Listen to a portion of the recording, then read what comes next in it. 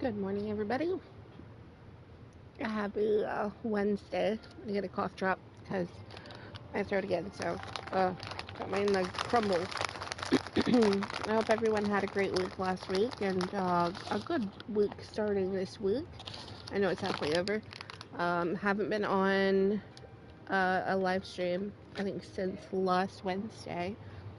Um, I believe. I can't remember now. I want to say it's last Wednesday. It's my last stream. That garbage. I'm on Fallout right now. There's some things I wanted to do, so the Tuesday changeover hasn't happened yet for Fallout, but I bought something yesterday. So I think it was yesterday. Yeah, it was yesterday. I bought something yesterday, and I wanted to go and kind of update my camps. So I thought I'd bring you guys along with that. Hubby is off early today, so I had to get my live stream done. So it's gonna be cut a little short. Usually I get around about minute, um, an hour and a half. So today I'm gonna be like at around an hour. So it'll be like 45 minutes of gaming and then 15 minutes of just talking about the things that have gone over um, this week.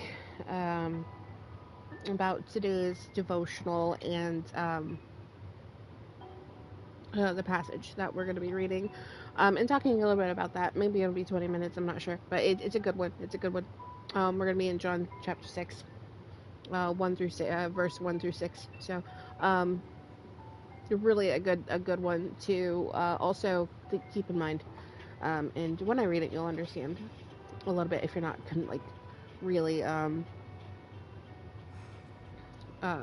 my train of thought derailed. If you're not like it is derailed, familiar with the verses. Alright, so this is a camp where I built most recently. It's my it replaced my Halloween camp because I don't celebrate Halloween anymore. So I kind of did away with that.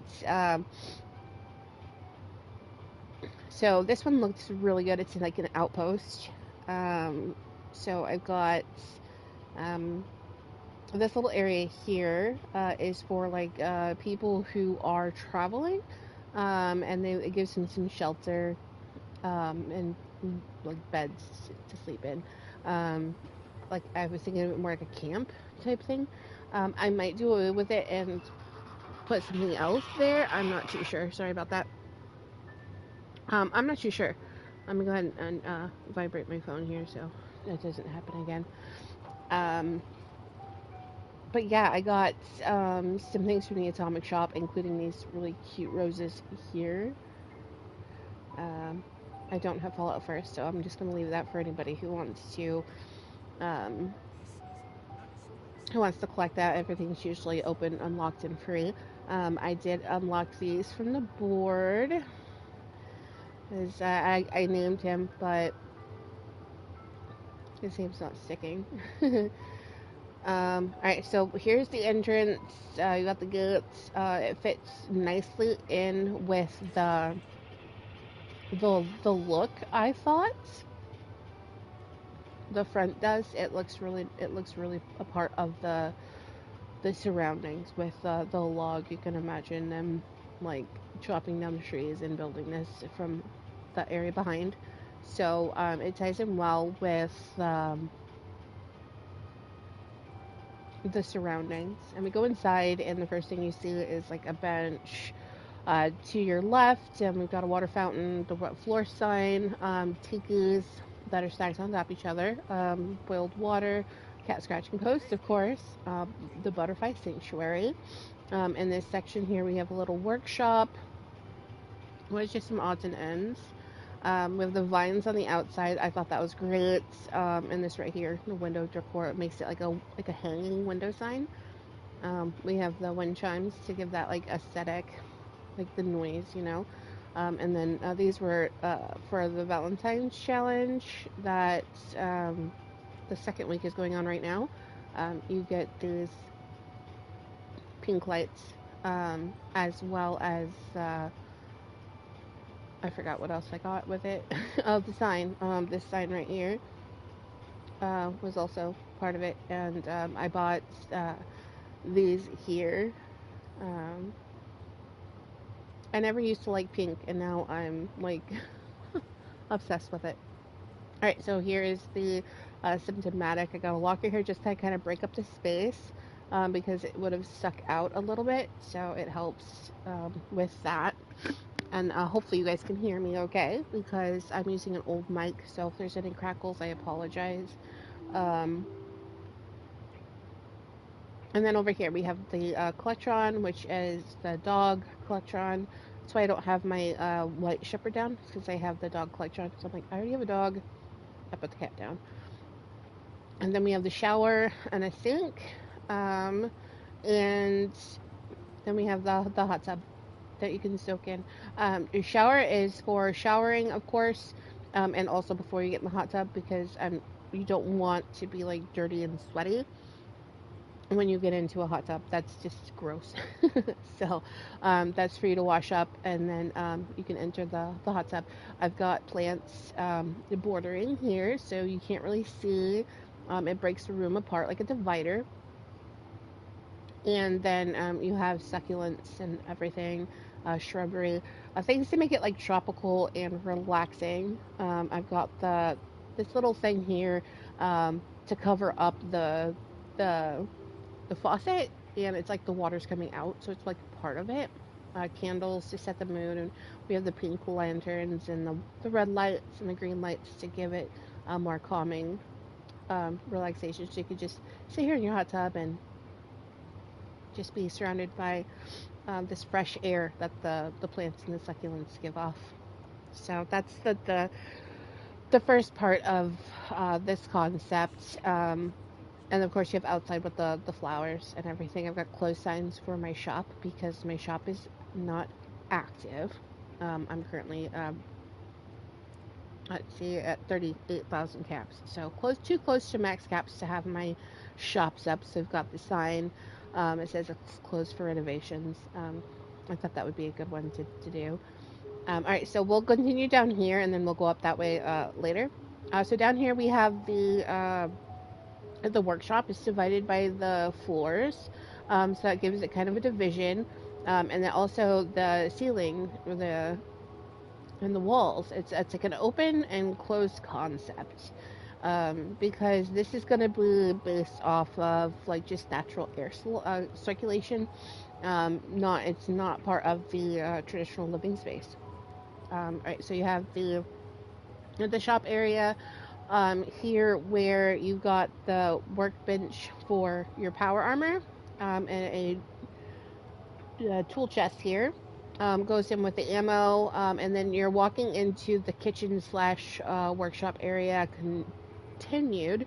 I've got it divided with you have your stash boxes, etc., and then you have your ammo and scrap box and your sorted workbenches.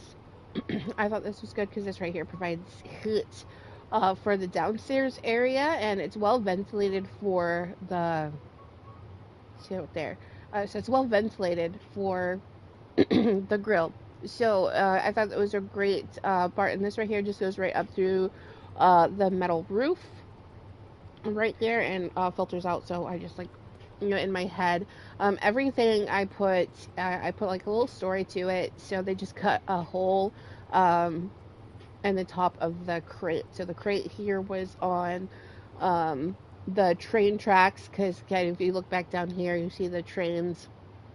And so in my story, like how they come to establish this is they used a train cart that was sitting here from being pulled off the train tracks, or it was like derailed during like when the bombs fell, etc. I don't know, something or rather. So they built around it.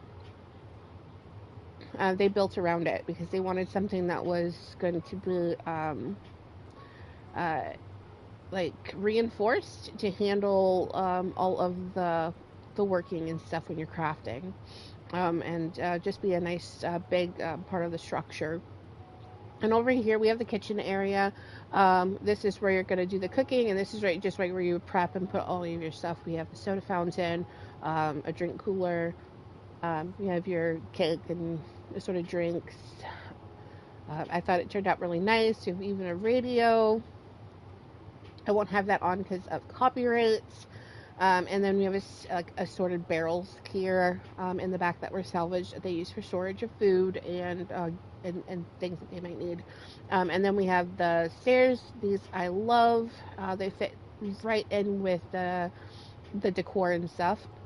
For lighting, we just have these red truck, which I'm just like part of it is like they salvage most of this stuff. So when we're close to the White Spring, so these right here would be at like a gift shop or something that they could salvage from or purchase from. And up here we have our sitting area, which is open air. We have a wood burning stove, and you can see right here is where the one from the bottom comes up, and it's out of the area, like out of the part where you're not going to burn yourself. So, and then we have our little fireplace for the outdoor. And this right here, you can just come and sit down on good days. The rain cannot get in because of it is being covered. And if rain does get in, there's nothing that the water is going to get to, like if it's a storm. So I kind of took that into account, but these were the only places I could put this. I thought it was a good place to put it, just as a casual seating area. Of course, got the cat scratcher, table with fruit and assorted stuff, books. Sorry, I'm having throat issues. Let me go ahead and clear my throat.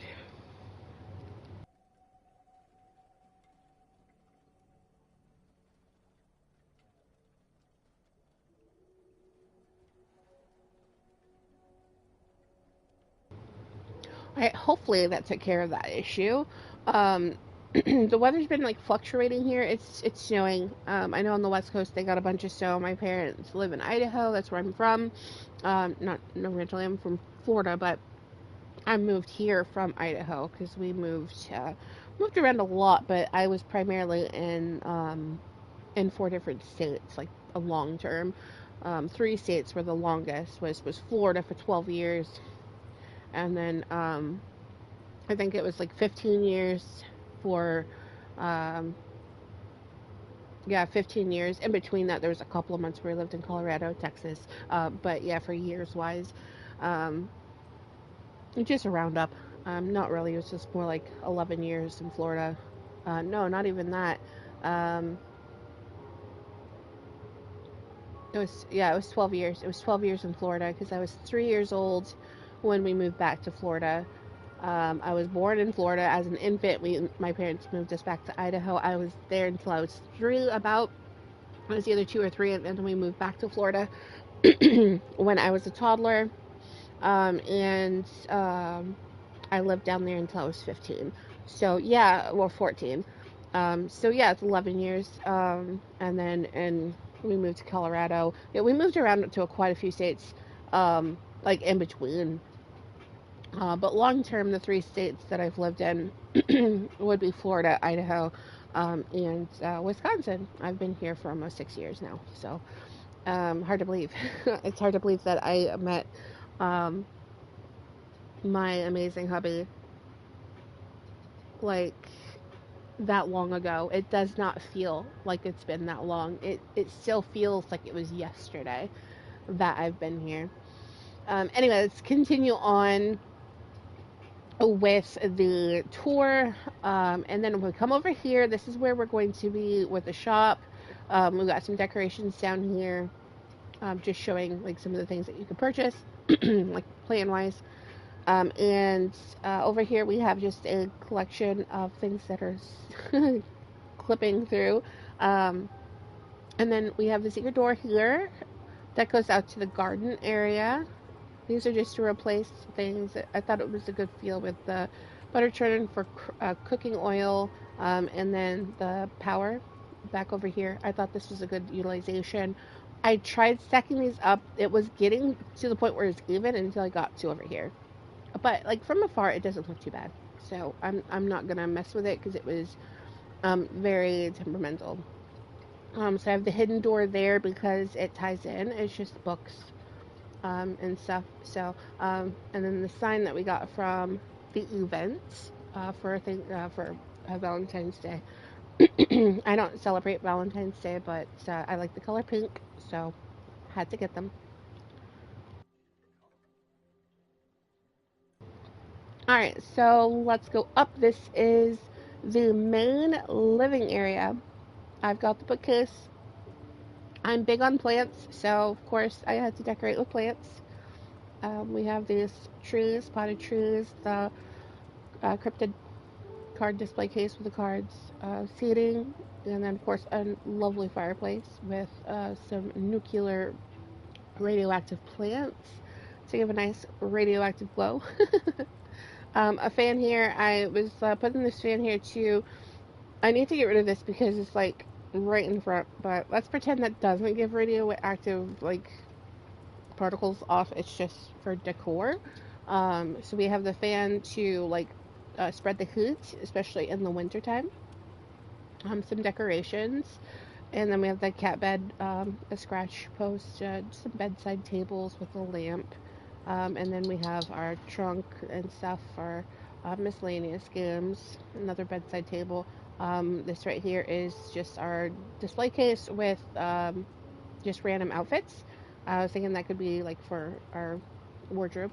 And then we have like a built-in bathroom here without the shower because the plumbing for the shower was utilized out there with the hot tub because of the hot water.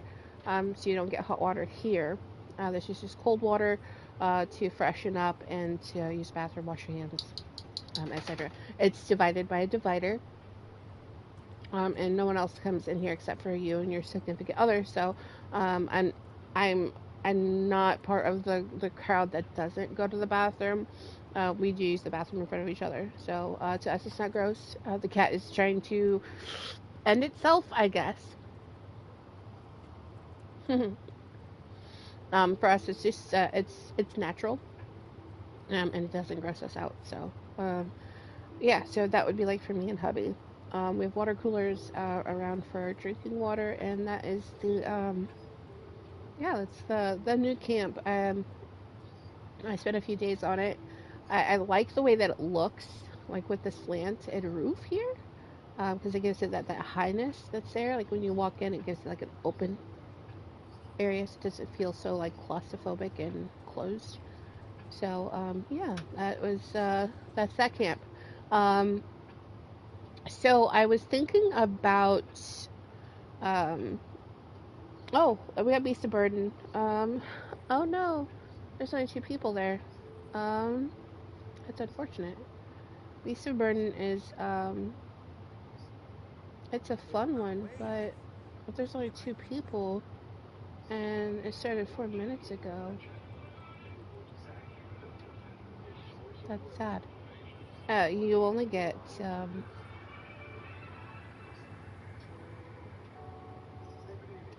think you only get like two modules from it, so it's really not worth if you only have two people. You need quite a few people to complete that to get the highest reward. So there's quite a few people here, so I'm not entirely sure why there's issues. All right, so we have a bunch of camp slots. Like I have all of these camp slots. This right here, it used to be my name, that's why it says Friskies. People were taking it the wrong way, so I changed my name to Diz, and people are still taking it the wrong way. So I'm thinking about changing it, but I'm not too sure to what. I have Kitten there because that's a nickname. I just like cats, and it's a nickname. Um, and people do take that the wrong way. At one point, it was meant as the wrong way, but now it's just more of um, it's more just like it's a nickname. But I might change it to something else completely. So that way it's like a new and not um, too much of giving people the wrong idea. Because I used to anyway, not really anymore, but I used to get quite a few messages and friend requests constantly, especially with my name. and it was all by guys. So I didn't want that attention anymore when I started my walk with Christ, and I gave my life to Him, and I want to make a good impression on people that that's not me anymore. That is my past, and I'm not going to deny that I had that past, but it is not who I am now. My past does not define me. All right, so I haven't had this camp active in a while, so let's go here. And see, I think this right here is my church camp. I've got quite a bit of build budget left on this one. I just kind of got stuck on what else to build. So we'll go here and see if there's anything we can do. I might rebuild it. There was someone who built um, like a giant cross, and I'm not like one for idols and stuff, and that's kind of like sometimes where I get it, like the feeling that that's what the cross is to people. But I did put a cross as like a beacon for my church, but this is mostly for people to come and I do have my shops up here, so I can't keep this open too late. If you haven't, I've done a tour before on this camp. It's very small, straightforward.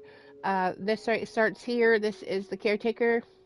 The caretaker of the church's housing. Is very humble and is a kind of a like a trader. So he doesn't have anything built permanently. So he built a tent here for the Appalachian winters that aren't too bad. Um, so he's got that. I need to put um, a fireplace in here, but I haven't like determined on where I was gonna put it. So I was thinking about right here, but I don't want it next to the bed. So I haven't really figured this one out yet. But I do have a cook stove here, and cook stoves is wood burner. You put this right here is wood burning. So I was like, okay, this right here could be what gives me my heat. And it's open so to let the ventilation out.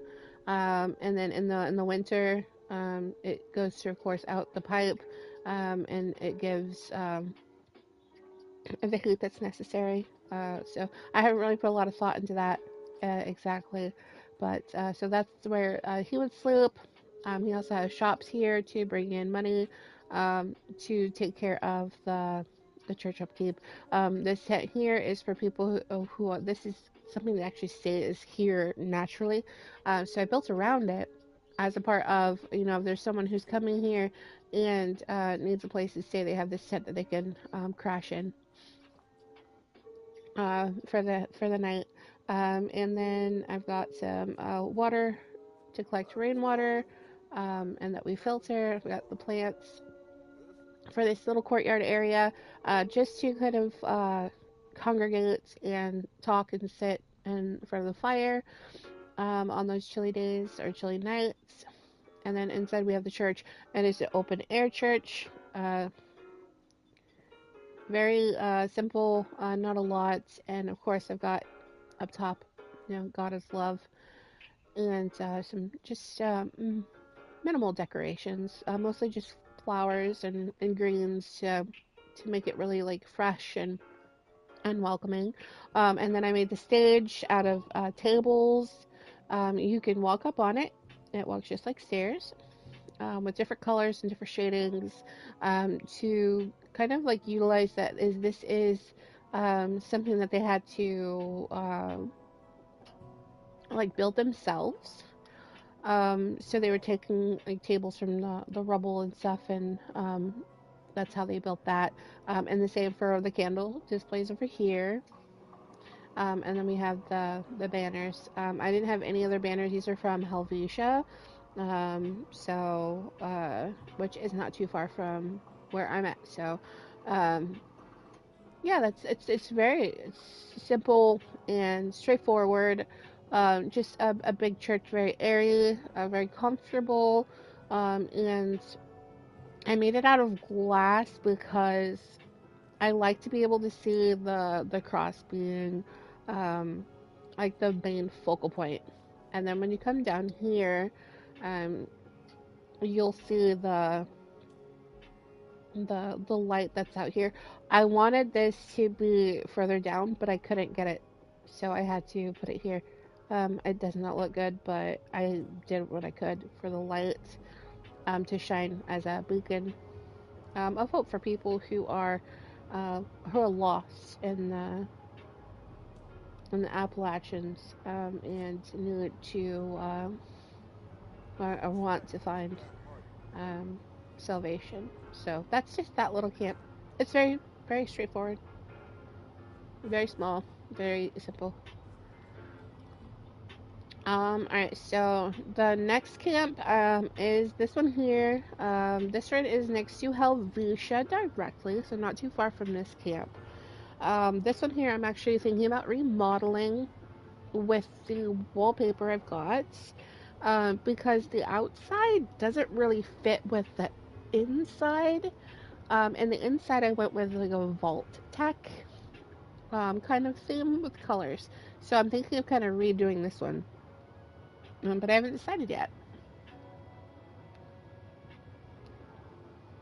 Let's see if it loads. I don't normally stream Fallout because of the blue screens, and if I get blue screened, it's going to disconnect um, my live stream. So I think we've got, or maybe we did have. Right, the last time I updated this was during the winter time, so it is of course winter. I put the snow down because um, with these robots. Okay, making sure there's nothing. I do have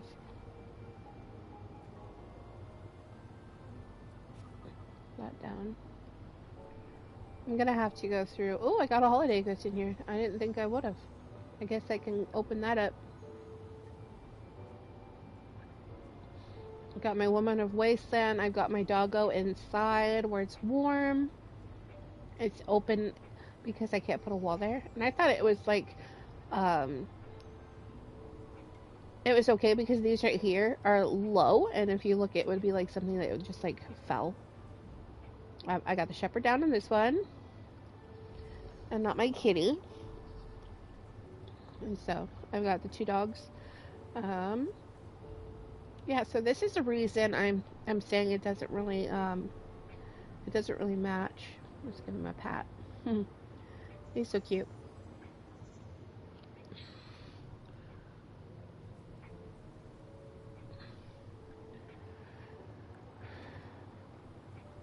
So I do have these lights.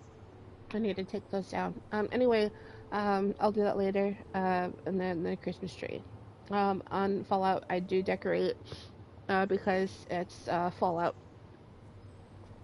and it is not in a correlation with what I believe. So, except for the church, of course. Anyway, so I did put these decorations out just because of what was going on. Those will get removed. Actually, I'll do that right now because it is kind of distracting. Take these lights. On this side, I think I've got it. Yeah, go through back. We'll take these lights down because it is really distracted for me. I gotta be careful because I don't want to get anything that I don't want to remove. Alright, so the reason that I say that um, the inside doesn't really match the outside is because of this. I'll turn my light on. We have this, like, this just like the other one, where I have um,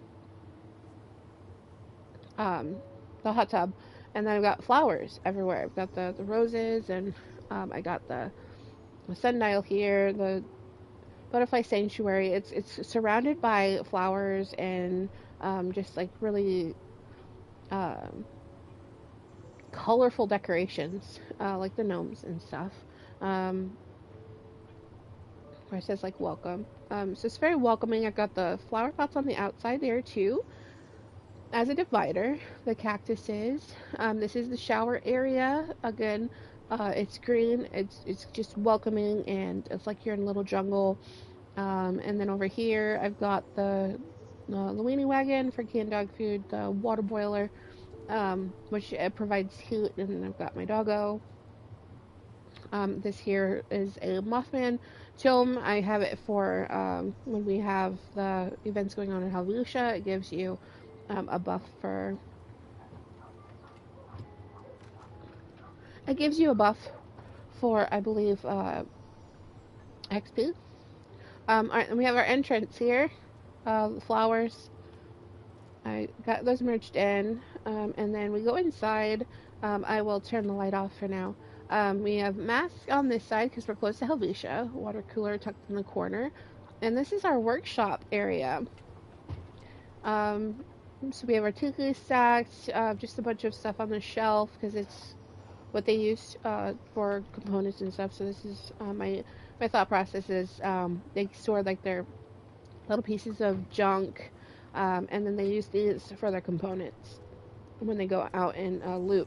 And then you have your workstation for power armor, regular armor, popcorn for your snacks, company tea for your tea.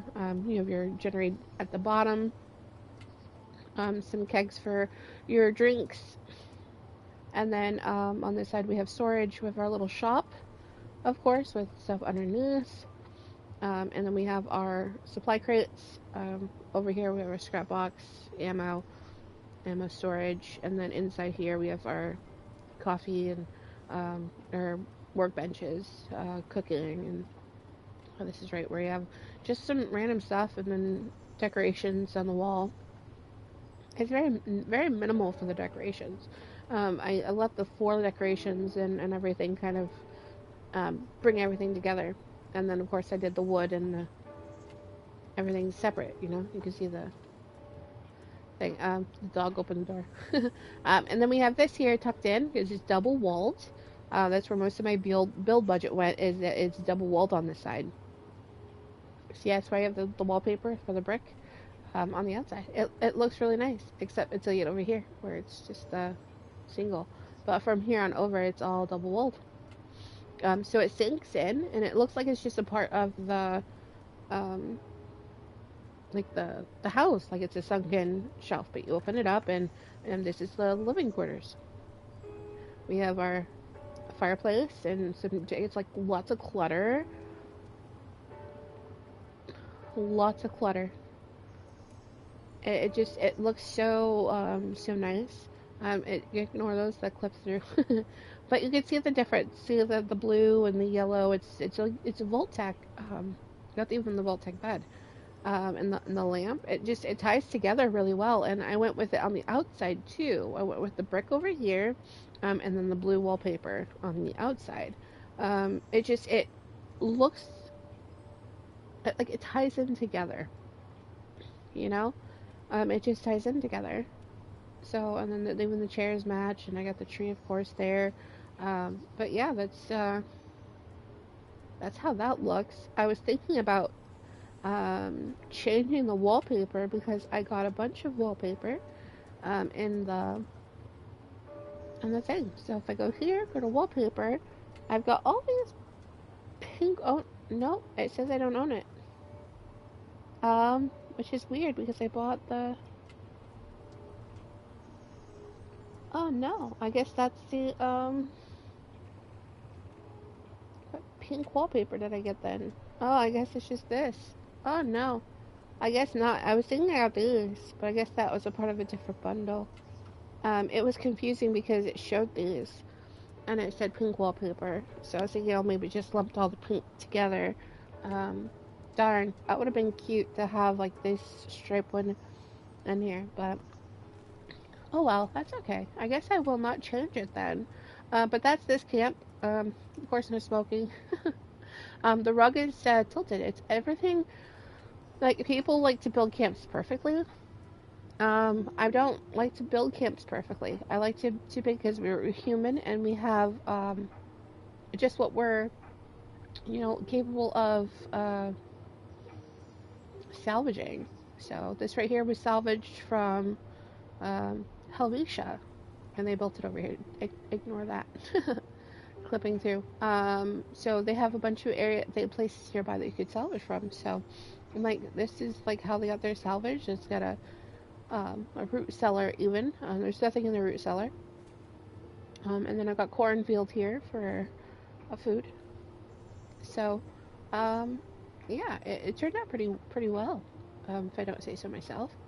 And I got the turrets because we usually get enemies here. And my hubby has a camp. Um, when we have Fashnot, he's got a camp that's like right here, so we're not too far from each other.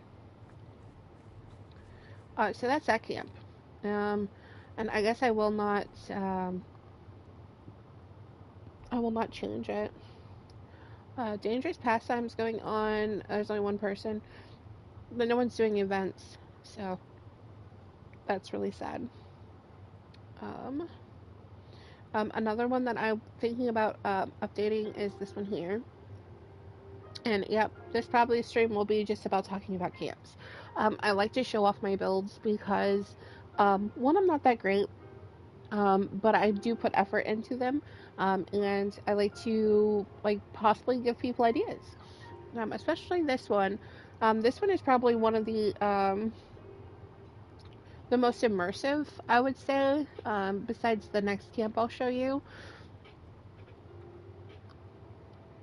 This camp is probably one of my favorites just because it's more immersive. I had to come through and delete a lot. The reason I don't have this one open too much is because it gets attacked by mirelurks quite often, and they spawn like right on the side of the building. So it's quite irritating. I do not have an animal down here, no pets.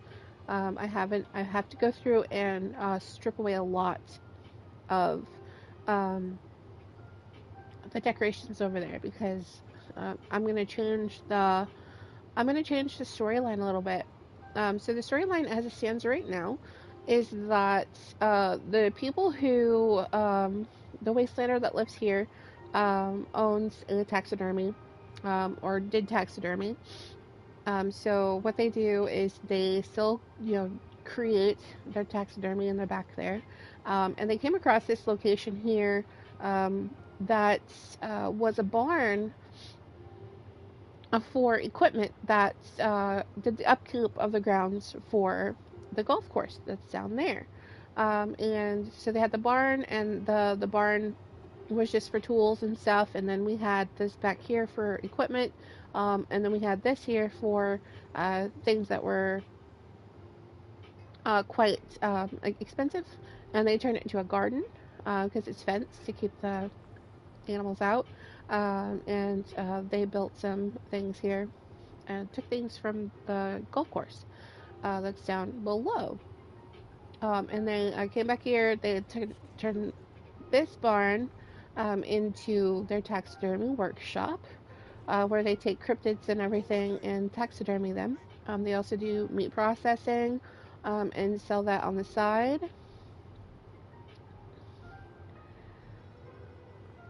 And that's just a pile of their leftovers. They haul that over to the back here for their ceremonies. They have ties to the good area, of course, but they also provide meat and stuff to their neighbors over here. Um, so they have a grill where they cook their own steaks, and so they came here, and it was a cemetery was already here. They already had the tomb and everything, because this also was the upkeep for the ceremony. This right here was where they have their, they turned this, they tore this down. This used to be where they'd keep the grounds stuff for the cemetery, shovels, etc. And they moved some of that stuff in here, along with the traps that were there. So they kind of put everything in here and hid it away. And they also have their meat bags where they have their viscera and stuff stored to keep animals out. I don't know, I haven't done the whole thing. It's gonna change, so just bear with me. So we have the tree here. This right here was left over from the raiders that used to take over.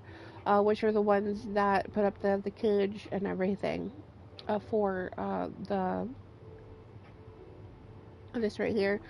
They put this originally for equipment, and then they turned it into like a cage, like for people to be like enslaved in. And this is where they would keep the people. So they just had the turf ground and no covering and everything. So the raiders took over. The person has been slowly removing everything that's here, but wanted to leave the headstones that were here because of out of respect. So I'm going to change all of that up and remove all of this. That will give me a bigger build budget to do some other things. And over here, they did add on the their bathroom area. This was where they got the showers. Since they decided to use just like rainwater and stuff that's collected. They just did the makeshift showers. They took lockers from down there. They took some boards and stuff. They just built this area for showering. And they have a water fountain to collect water as well for drinking. And for it to be, of course, filtered. And then this is a water boiler to filter, boil the water, and get all the contaminants out. All right, so we'll go inside the guts. Of course, yep, they salvaged that, the big bass. I remember those. I think it's the 90s that those were popular. All right, so we have this. This is the workshop area, for the most part. Doors must be shut. All right, so this is the outdoor workshop area. Everything is enclosed to protect against the animals that are out there. That's why this is all fenced in. Mirelurks, wild dogs, etc. This protects the equipment and stuff that's expensive, like the workbenches and stuff. Shop. This right here is just storage, wood scraps for the fires and stuff. Open up our barn door, and it is turned into. This is where they would live their power armor.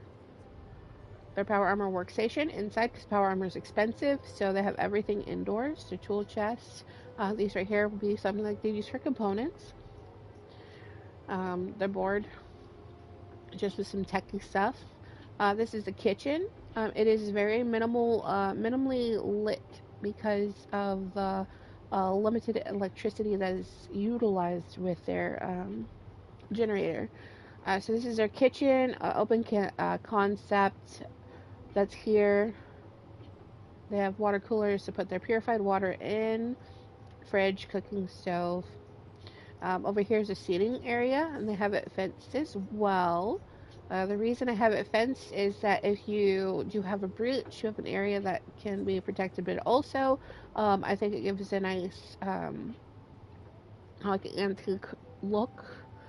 So this right here, they utilized, they left it as part of the barn, and they just removed the gate and did this for their seating area. Then they have a Brahmin rug, of course, for the last Brahmin that they butchered. They don't use, they don't let any of the parts go to waste because he is, or they are taxidermy. Books, seating. It's very Fallout, like very immersive. Everything looks like it's reclaimed and stuff, so it looks really nice. I do have a light that's here for extra light storage. And then up here we have these bone chimes to alert you if anyone's coming upstairs. And this is the living area. And it's just like decorated with various decorations and stuff that they've collected around the Commonwealth. Of course, their poker game, going out a spindle to craft or to spin yarn and silk and stuff for making clothes. Workstation here. We have card displays everywhere. And then we have the family. You know, mom, dad, and sibling, or you know, or friends and a child, you know, or someone just likes to collect plushies like me, who is an adult. And we just have random dolls and stuff around, toys. And then these right here are just like makeshift beds for what they were able to like get the trucks and stuff from the golf course and mattresses and uh, or the sleeping bag. But yeah, makeshift beds, makeshift furniture makes it really immersive. And then their storage, and then their lights that they can put out. It's got up here is no electricity except for this poster. Everything else is by candlelight. Of course, they have another water cooler down here for their purified water to store in. But yeah, it's like one of my favorite ones because it's just like so immersive to me. It looks like really something you'd find in the Fallout universe. You know, something that was repurposed into something else. And I tried to do the story I forgot. I tried to kind of put it together as much as I could. But I'm going to be changing that once I try to come up with another design. I'm going to leave the house, but the taxidermy and all that's going to go bye-bye. So the house, the garden, all that stays. But the rest of this stuff is going to be removed. And I'm going to come up with a different like story for the resident. Oh, my dog was just looking at me. It's not time for you guys to go out yet. So, all right. So, it is 11:30. I have to go pretty soon. So, let's go ahead and we'll dive into today's verse. Let's get into somewhere that's gonna be okay, and we'll watch for people to come in. I don't want them to buy anything because I'm so close to Max. And if you're watching, thank you for watching, and hopefully you like the camps. These aren't all of them, but um, oh, hubby just messaged. Let me go ahead and answer him real quick.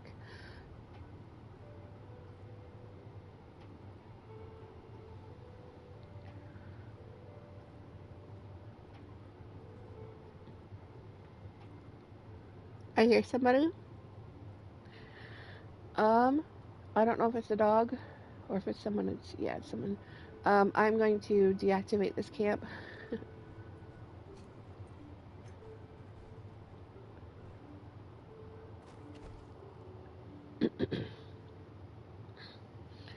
Alright, so I just reply to him real quick. He is getting off at noon today, so that's why my stream's gonna go a little shorter than usual. Alright, so today is, again, we're in John 6, verse 1 through 6. Jack's quiet. Alright, so after this, Jesus crossed over to the far side of the Sea of Galilee, also known as the Sea of Tiberias.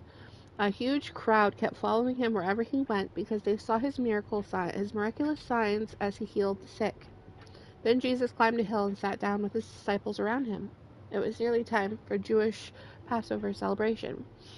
Jesus soon saw a huge crowd of people coming to look for him. Turning to Philip, he asked, "Where can we buy bread to feed all these people?" He was testing Philip, for he already knew what he was going to do. So in this one here, it's pretty much saying that, you know, no matter like what you... I hear somebody. Oh my.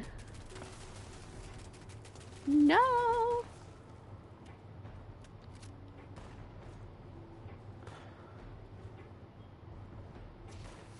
Oh shoot. No, my camp.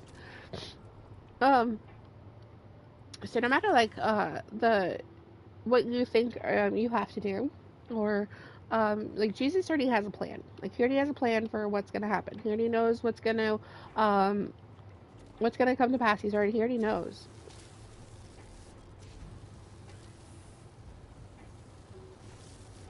Well, that was not good. I saw all this junk. I need to just drop it, but oh my. Collect the fuel, and then I've got to goodness. I was not like looking forward to having to repair all this stuff. How they did that, I don't understand. Oh, it's over here. That's right. Let's fix everything. There. There we go. And then we can just hop in here and heal ourselves for the symptomatic. But, so he knows that, like, he already has a plan. Um,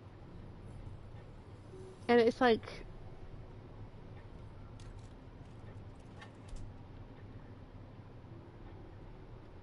I'm just reading through.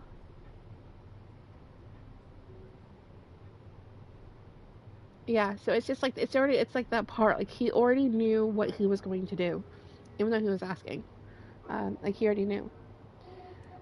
I just like that. I do.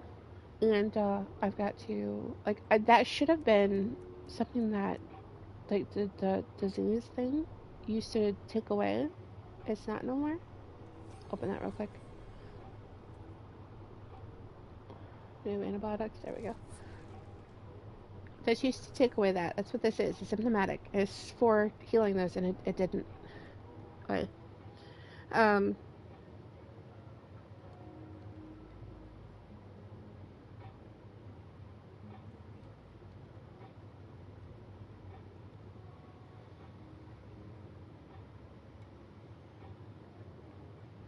All right. So yeah, this are here. So I'm sorry when I get quiet like that. I'm just like so the question to Philip about buying the bread wasn't to like stress him out.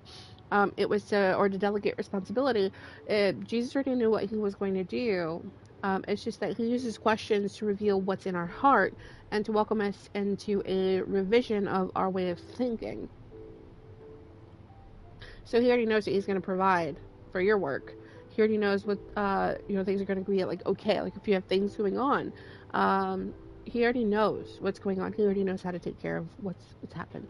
He already knows when the uncertainty, like when everything is going to, um, when it's going to end and how. So it's like the same when he fed the thousands with a few loaves. Um, yeah, I mean he's still alive. So um, I like that passage for that reason. It's not like he wasn't questioning uh, to test, Philip or anything. He was just, or not to stress. I mean, not to stress or to delegate, but to reveal. What was the way of thinking. What was so that question was asked to Philip to get an understanding of Philip's way of thinking and to sorry closing that out. Yeah, to see what's in our hearts. So that's it's an interesting way to think about like what if you're going through hardships and stuff. You can step back and I stopped worrying. I just give it to God because I know that Jesus. He's not gonna forsake us. Jesus is God. Jesus was the manifestation in man form of our Father, and everything that He's done for us was um, because He loves us so much. And I can't ever get that out of my head. That's always with me, and being thankful every day, for every second that I get to spend on Earth. But yeah, this last week has been. It's not difficult. I wasn't off because it was difficult. I was just like going over a lot of things in my life, and of course we're still all healing. Even when you're going your journey and you're through like a lot of the crud, there's still bits and pieces that come up. You're ever learning, you're ever evolving, and you're always striving to get closer and closer to our Father. And you find yourself like talking more to him as if he was like right there, like right in front of you, having a cup of coffee with you or a cup of tea. And then another thing we've been doing is like re-examining our diets, re-examining a lot of the things that we do. So that's what this week has been. So I've just been caught up in that, and I didn't really feel like streaming much because of the attention that I was putting on that. So um, yeah, it's a journey for sure, and learning has been. It makes you look at the world so much differently. That's the biggest thing that was really hard to swallow at first. It's like you have the Bible, and then you have the things that you've been taught, and then you start looking into the things that you're taught, and you find out that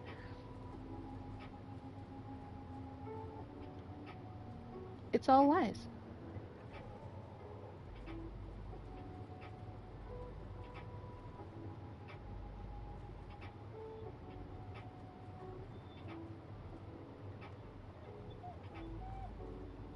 I thought I heard something like music.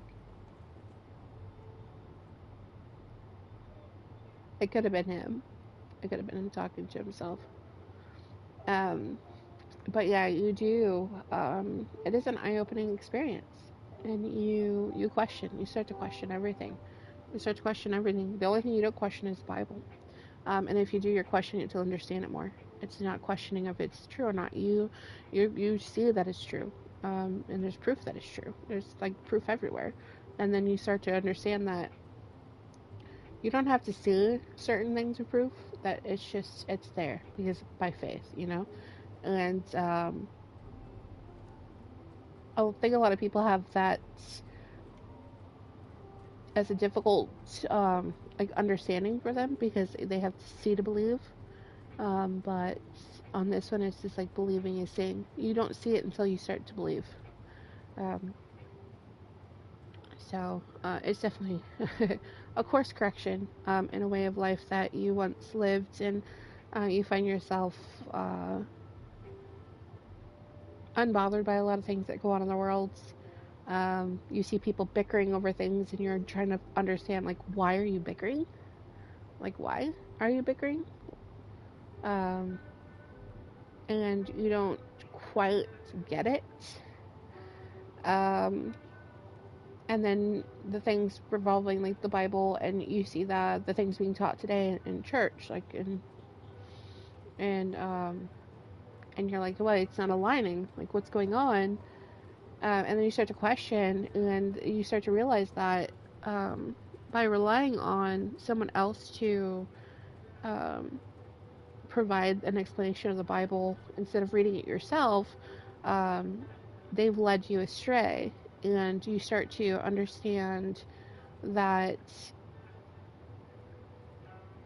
Let's just say that you start to understand more about when it talks about the Antichrist, when it starts to talk about the different parts of, and you start to connect those dots, and then you start to be like, oh, wow. I had a flush of emotions. I was angry, I was heartbroken, and upset. I was angry for one because I was lied to, and I was led astray by people who were supposed to be, um, you know, children of God as well. You know, they're supposed to be teaching, you know, proper, but they're not. And then I was heartbroken because I felt the sense that all this time I was hurting my heavenly Father. I was hurting the one being who loved me beyond comprehension. You know, beyond anything I could comprehend. I mean, if someone is willing to sacrifice themselves for you, they love you. Um, and that love is immeasurable. It's unconditional. It doesn't matter what you do, um, or what you've done. You can always, you know, go back and try again. Um, that kind of love, and then I ended up hurting this being, um, To say that I cried my eyes out, oh boy, is an understatement. I felt so bad because I had hurt, and I knew that I did. So I was just like, just crying and just apologizing and saying how sorry I was um, for breaking commandments, for breaking our Father's heart, um, all this time. Um, and uh, and honestly, the perspective that I got was interesting because I had started to heal, right? Up to this point, I was healing already, through everything that had happened in our relationship with my hubby. Would you stop? Stop it. 5 more minutes. Sorry, they want to go out and play in the snow. So I had been going through this healing journey, and I was looking back at everything that had happened and how far I'd come. I was just reflecting on where I started and where I have been so far. It's not the end, I know, but where I have been so far, like how far I've gotten and how far we've gotten as a couple, and how far he has gotten as an individual as well. So I was reflecting, and the whole thing about the forgiveness part, just it clicked on. It just clicked. It clicked right then and there. Because I was always worried about, like, how is he going to forgive me? How is my father going to forgive me for all of the hurt that I've put on him by doing all the things I've done? And then it was just like reflecting back, and I was like, okay, well, I had been hurt so badly by my husband, by my partner, who I love dearly, and I was able to forgive over and over again. With every time that he would slip and fall and hurt me, he would come to me and ask for forgiveness and ask for another opportunity to make it right. And I would forgive him, and I would be there to help, you know? And it was just like, it dawned on me that if I'm capable of forgiving, my husband, and giving all these chances and opportunities, and being there to be supportive and to assist in any way. I wasn't forcing. It was just more of just like, I'm here to help you, but you have to seek that help. You have to want it, because I'm not going to force your hand. I'm not going to. You have that free will to make your own choices, but I'm here to help you understand. I'm here to help you grow. And it just, like, it was a click right there. Our Father's doing the same thing. Jesus, same thing. It's the same thing. That unconditional love, where you love somebody that's immeasurable, and you're able to forgive them, even though they do you badly, they hurt you, but you can see, like, you see the good. You see it, and you know it's there, and you don't give up on them, no matter what. And it was difficult. It was a difficult road. It definitely tore me down to nothing. But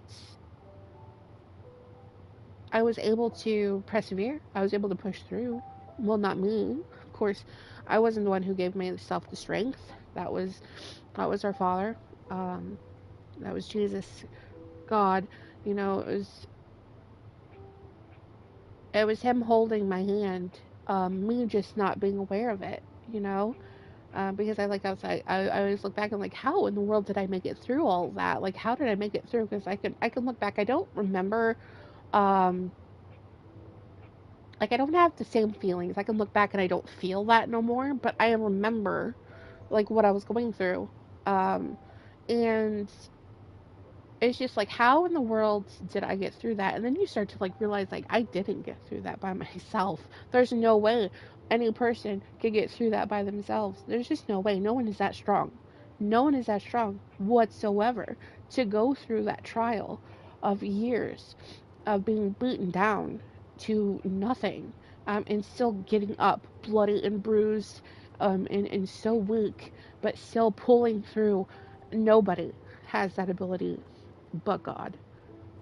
So it's just like I started to reflect, and I'm like, girl, what are you thinking? Of course he can forgive you. Of course Jesus is gonna open his arms and hug you tight. If you can forgive a person who is gonna hurt you, because you can't say I'm never gonna hurt you, because you do. We're not perfect. We make mistakes. Things happen. But if we're capable of that mercy, of that forgiveness, then why do I think that our God is not capable of doing that when we're seeking? If we go to Him on our knees, we are giving it all to Him, and we're welcoming Jesus into our hearts. How are we going to sit there and say He's not going to forgive us? Who are we to say that? So it was a big aha moment at that moment. And I just started to heal even more from there. And it helped me get closer to my husband. It helped me get closer to people who at one point hurt me. And I just was able to let everything go. Because it's just like, if I want forgiveness, I have to be able to forgive myself and forgive other people. Because it also is saying that if I'm asking for forgiveness from our Father for things I've done to them directly, because I've hurt them with my sins, with the things that I didn't spend enough time doing, the things I should have been doing, I wasn't, and just hurting him, not keeping the Sabbath and following, a preacher, and instead of following the Word of God. So I was doing things that hurt our Father, and if I'm asking for forgiveness for all that, then I also have to be capable of forgiving others who hurt me. It's the whole thing with God is love, and when you start looking at life that way, it's like there's no room for hate. There's no room for any of that, and um, it's just you open up your heart, and you understand that people are going to do things. I'm not saying that they don't have to. Um, have the consequences. Of course, you've got consequences for your actions, but harboring the hatred and all the ill will and stuff towards that person only hurts you. So the best way to do is just to forgive. You don't have to like them, but we are supposed to love each other. And loving each other is forgiving that person, and praying for them, and hoping that they do find Jesus, and have Jesus into their hearts to help rectify and move their life in a new direction that God wants them on, and away from the sin that they're doing. So that is what I mean in that regard. That's what I mean in that regard. Look at that. Look at that sunset. I think it's a sunset. Yeah. So that's what I mean in that regard. With my hubby, the consequence of him is he lost a lot of trust. He lost a lot of trust. We have to rebuild that. But I am willing to overlook that because I made a commitment. And to me, getting separation is not an option.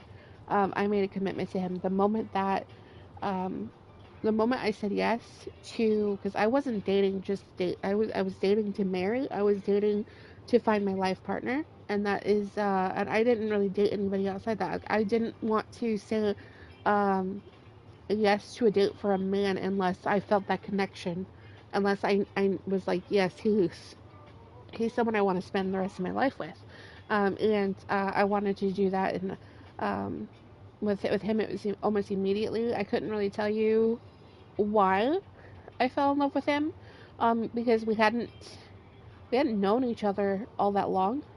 We started dating maybe 2 weeks after we had met. 2 weeks after we met, we officially started to date. We were friends. We hung out together every day for the most part, online, and played Fallout. This game is where we met. And he asked me about 2 weeks later, at the very end of February 28th, if we wanted to take it more seriously, because he had fallen in love with me. And I hadn't told him because I would say like 2 days in, probably even sooner, I had already fallen in love with him. I don't know why. I didn't know who he was. I didn't know what he looked like. But it's like the moment that I would say, like the moment I heard his voice, there was just like this fire. It's like something awoke inside me, and I felt it so deep. It was nothing. I've never had. I've talked to plenty of people. Now I did never dated before. So I've never been with a guy. I've never had a boyfriend. Um, never been kissed. Like I was saving myself for that one special person, and I wanted to make sure that that person was who I was going to spend my life with. And so I was very careful, very picky. But this wasn't even me. This was like something else. And when he sent me that message, and he was like, I love you," and he wanted to see if I felt the same way, and if we wanted, um, and yes, and then he asked me that day. To be like, I gave him my phone number because we were just gonna chat, but he asked me that moment. He was like, "Do you want to be my girlfriend? Like, do you want to be more serious?" And I was like, "Yes." And at that moment, like, I chose him. I was like, he was who I was gonna marry. And sure enough, 2 weeks later, he was like, "I'm gonna marry you." Um, and even he didn't understand because he was fighting his own demons because there's a difference between what he was feeling and then what he was like thinking in his head. Which we kind of like, when you get into the spiritual part of it, you understand that these are demons. They're very real, and they get inside your head and they try to pull you away from the thing that they know that this is where you're supposed to be, and they want to remove you from that situation. They want to sever your ties with that because this is what's going to help you grow closer to God. And we fought like heck because something wanted us apart very badly. And there was moments where I felt um, so broken and so ready to give up, but like just a whole rush comes through and just like, no, you have this voice that says everything's gonna be okay, just hang on a little longer. And sure enough, um, as things go through, uh, you start to fight for, and you understand that the other person was fighting their own demons because they have never been in a relationship like this. He had relationships before me. Um, so I was new to the whole thing.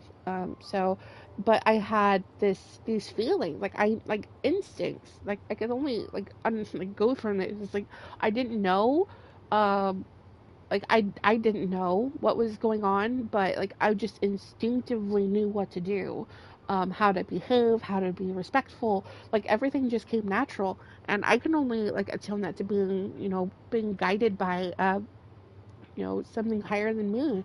And I didn't understand it at the time. So it was just like, it felt right. I was going to do it. So I made that commitment then. I was upfront about how I felt to him, and I made him feel that way. Or I tried to make him feel that way every day. We were long distance for from January until July 2nd. I had made my trip. So I would say in May is when we determined, I determined I was going to move. I was going to, well, take a plane. Well, I wasn't moving, but I was going to take a plane ride there to visit him for a week. Because I had the means. I had a really good job. I had good money coming in.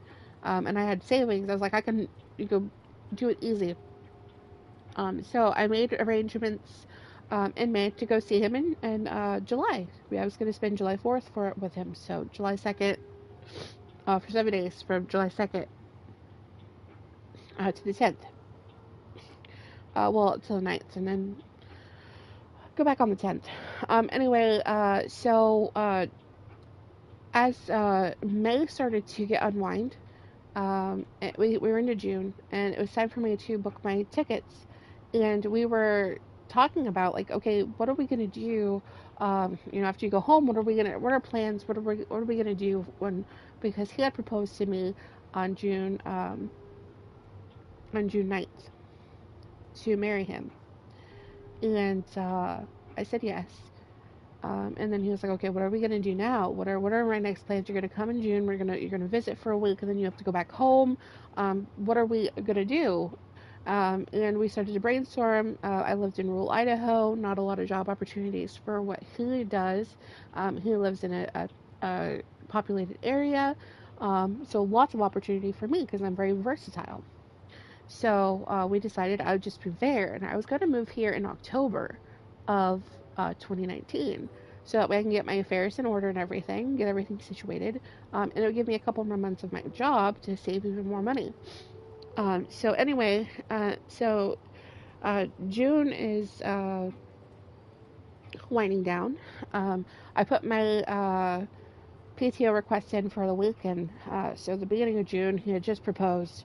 A week later, we were discussing about where we're moving to, and I was just like, I have to be honest about something. And he's like, what? And I was like, I don't know if I would be able to come back from visiting you. Like, I don't want to be here anymore. Like, every day, I feel like I'm homesick. And I can't explain it. Like, I just have this feeling that I'm not supposed to be here. I need to be with you. Like, I have this longing, and I didn't get it until I met him. And I never told him before that I felt homesick. And I was like, I don't know exactly what this means, but it's like I feel homesick, and the only thing that makes that feeling um, is when I think about being with you.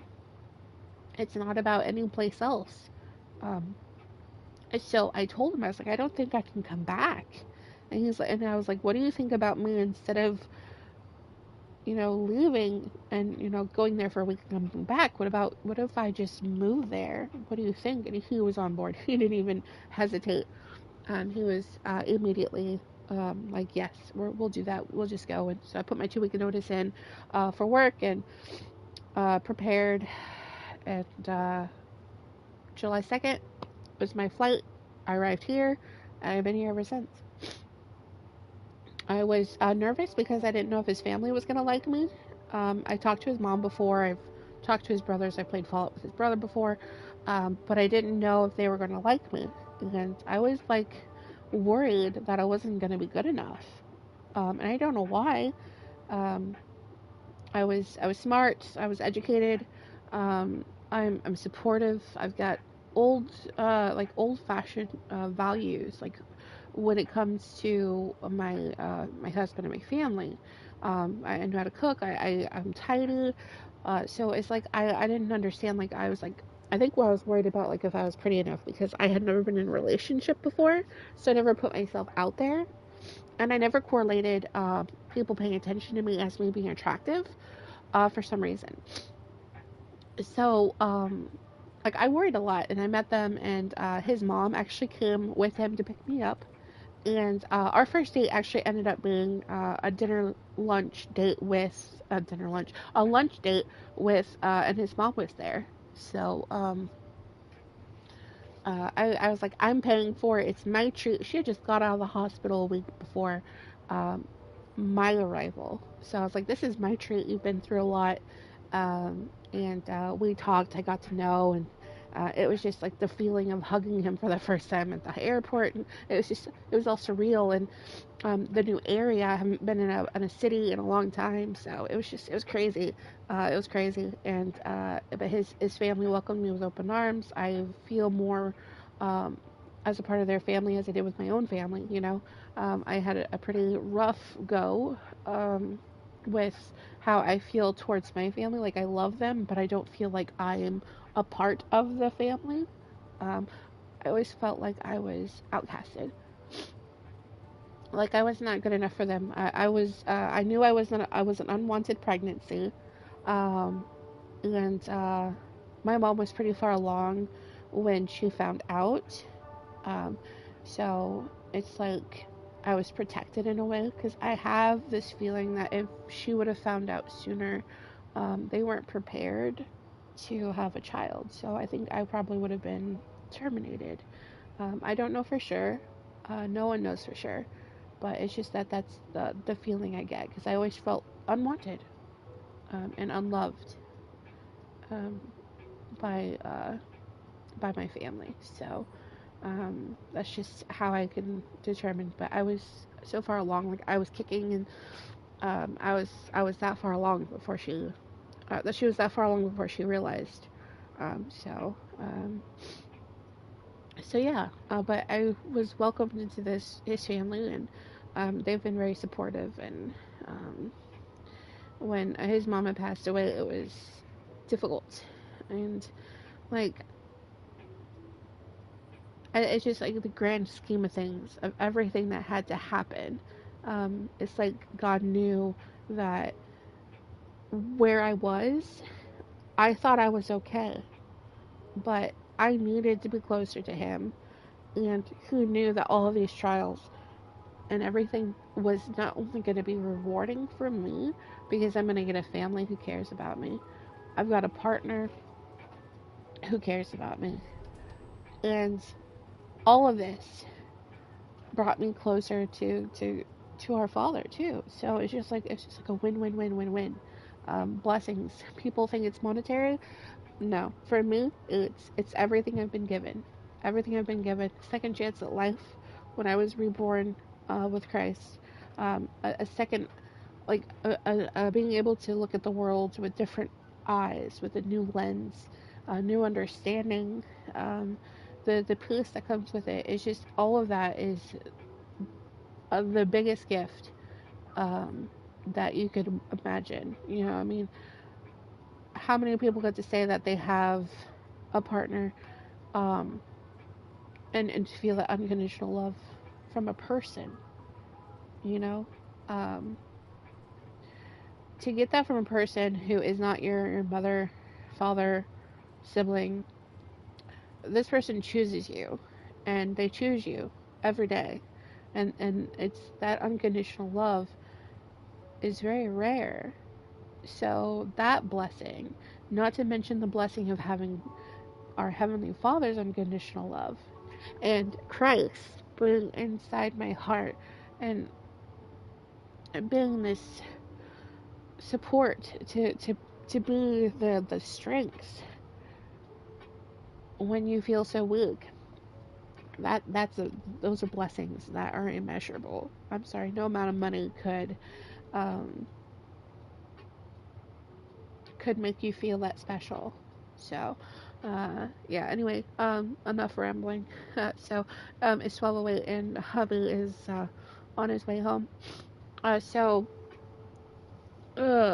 wipe my eyes here. I got a little teary-eyed.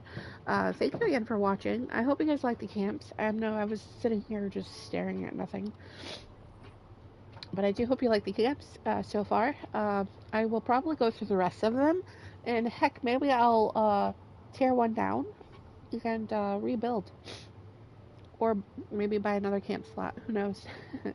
But I hope you guys have a great day. Have a great rest of your week. I don't know if I will stream on Friday or not. We'll see. Um, but if I do, I will talk to you then. Until then, make sure that you are staying warm. It's cold here. We're getting a lot. We're gonna get snow, just like the West Coast. We're getting it hit now. Make sure you're staying warm and healthy. And if you feel out of place, if you feel unwanted, just know that you are very much wanted. You are very loved, and you matter to this world. Take care, and I'll talk to you guys on Friday most likely.